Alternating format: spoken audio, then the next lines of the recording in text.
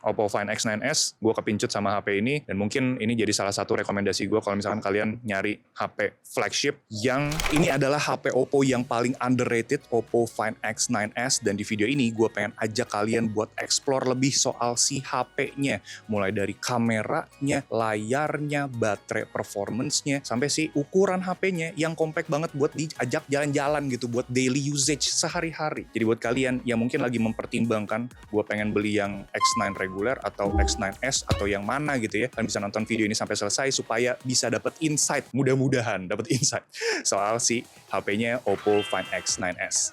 Let's go. Nah, tapi sebelum kita masuk lebih dalam soal experience HP-nya, gue pengen kasih lihat kalian spek dari Oppo Find X9s yang di-compare dengan Oppo Find X9 reguler. Nah, kita bisa lihat di sini dari kameranya, layarnya, ukuran HP-nya, itu mirip-mirip, bahkan baterainya juga dia mirip ya. Nah, cuman di bagian wireless charging-nya aja, yang di sini tuh nggak ada. Terus bagian chipset itu agak beda, 9500S, ada S di belakangnya. Dimensi bobot juga ini sedikit berbeda kalau kalian perhatiin. Jadi secara spek sebenarnya mirip-mirip dengan X9 reguler, tapi dengan penempatan atau harga resmi itu yang ada di bawah X9 reguler. Keep in mind, saat ini itu gue belum dapat informasi apapun soal harganya. Jadi kalau misalkan kita lihat dari segi spek itu sebenarnya mirip-mirip aja ya dengan kakaknya yang X9 reguler, padahal dia posisinya ada di bawah itu. Tapi gimana untuk experience hariannya, kita langsung tesin aja yuk. Nah, kita bahas dari kameranya dulu ya. Di sini dia kameranya sama-sama co-develop sama Hasselblad. Jadi kita dapat experience yang sebenarnya mirip-mirip kayak standarnya Oppo Find X9 reguler. Di sini kita dapat warna yang vibrant, terus detailnya juga cakep gitu ya. Kalau misalkan kita zoom tipis-tipis, itu dia masih dapat detail-detail yang sampai ke ujung-ujung gitu lah.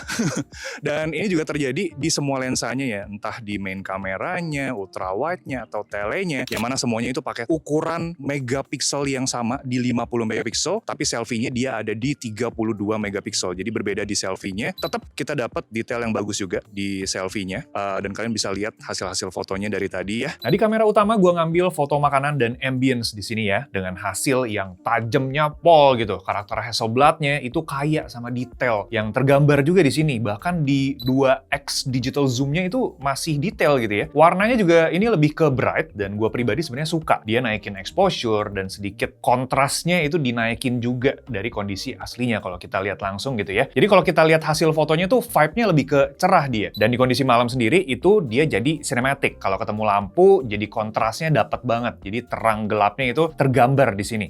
Nah, lensa favorit gue itu sebenarnya di 3x telephoto, yang bahkan gue terusin juga sampai 10x digital zoom. Motret subjek itu dapat focal length yang pas ya, dan detail foto juga tetap kejaga dengan sensornya yang sama-sama gede kayak di main cam, dia 50 megapiksel. Kontrasnya itu loh, yang entah kenapa pekatnya bikin nyandu, terutama kalau ketemu wajah subjek.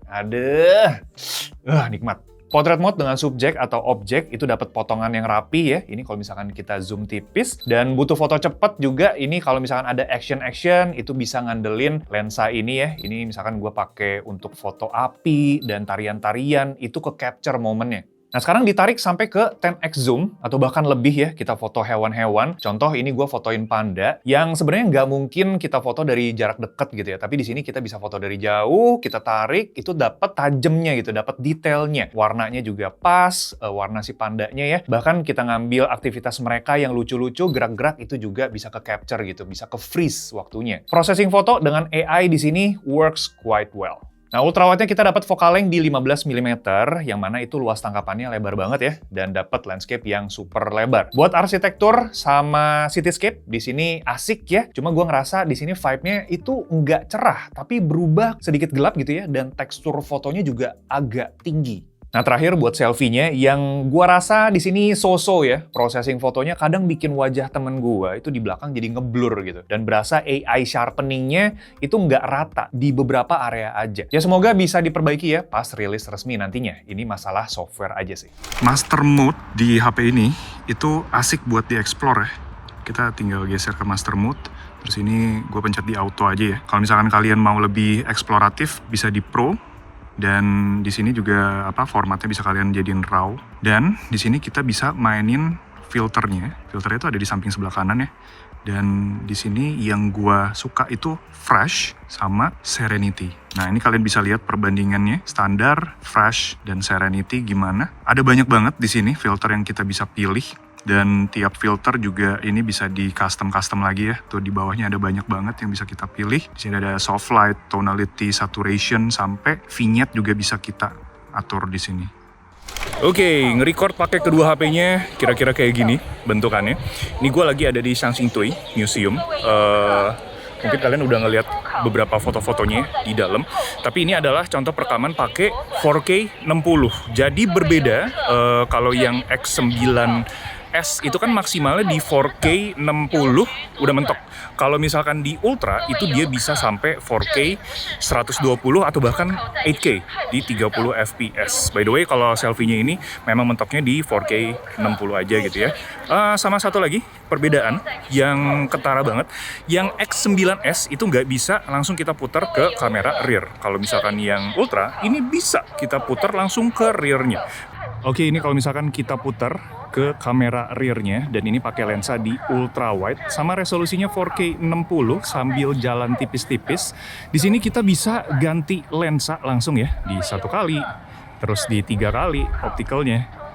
3 kali, sip. Sama kalau misalkan di ultra ini bisa sampai 10 kali optical zoom.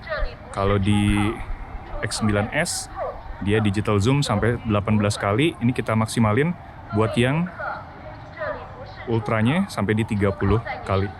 Gua oper ke ultra wide lagi dan kita coba masuk ke dalam ya, ke dalam ruangan. Jadi dari super terang masuk ke yang lumayan gelap, indoor gitu ya. Transisinya seperti apa?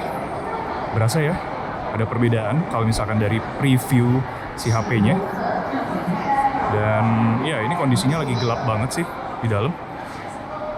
Gue ganti ke main cam-nya. Wow. Di bagian UI dia pakai ColorOS 16 yang baru gitu ya.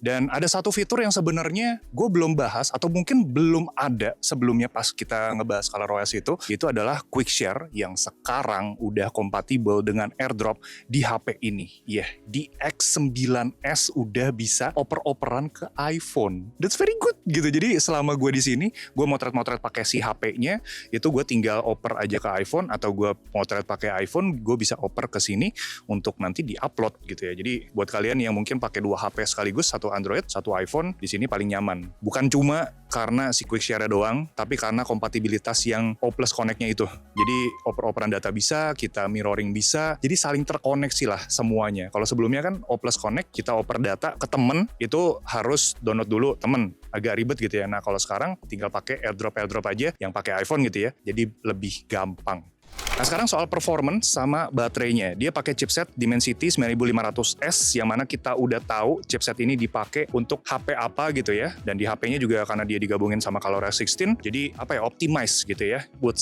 hari-hari, buat ganti-ganti aplikasi atau kita heavy usage itu aman. Buat gue sendiri, buat video render di edits itu cepat, dan CapCut juga ya. Dan buat baterainya sendiri 7025 mAh, gue dapat SOT di 5 jam 47 menit. Gue rasa ini SOT yang cukup untuk kalian pakai harian dari pagi sampai sore, nggak sampai malam, karena itu gue udah habis di sekitar jam 6, jam 7 lah, itu baterainya udah low battery. Tapi itu gue pakai full traveling untuk foto-foto dan video-video. Kalau misalkan kalian pakai untuk yang lebih ringan kayak foto-foto, videonya itu nggak sebanyak itu, seharusnya lebih awet lagi. Iya, ujung-ujungnya kan bawa power bank juga ya, jadi seharusnya aman dan kalian nggak harus kayak ribet kalau misalkan keluarin power banknya, dicoloknya dan segala macam. Kalau di sini ukuran baterainya 7000, it's good enough, pas. Nah sekarang kita bahas soal layarnya, yang mana dia punya ukuran yang sama dengan seri reguler 659 inci, pakai panel juga mirip-mirip di AMOLED 120Hz. Kalau gue experience harian pas kita motret-motret gitu ya, pas di outdoor, matahari lagi cerah banget di jam 11, jam 12, menurut gue masih oke-oke aja gitu. Dia masih narik gitu, masih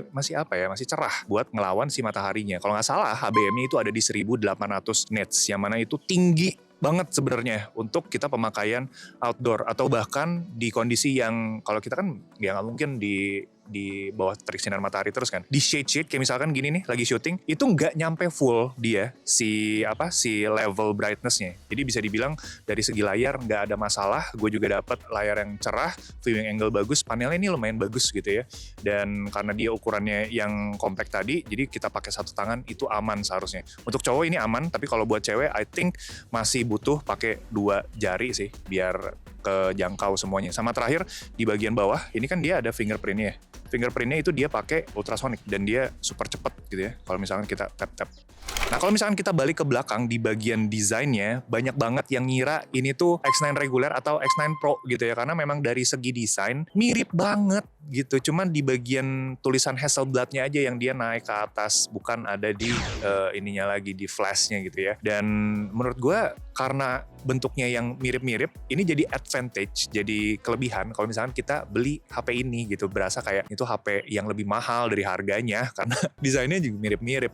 Dari bahan juga ini material ya maksudnya, dia juga premium di bagian belakang kaca, sampingnya juga dia pakai aluminium. Jadi ya gue tidak merasakan ada hal yang meh gitu dari si HP ini. Gue pakainya sangat-sangat resemblance dengan seri X9 reguler, which is good. Ditaruh di kantong nyaman, digenggam tiap hari juga nyaman by the way ya. Dan bobotnya ini kalau by spec itu lebih enteng, tapi gue nggak begitu masalah sih soal bobot, masih aman.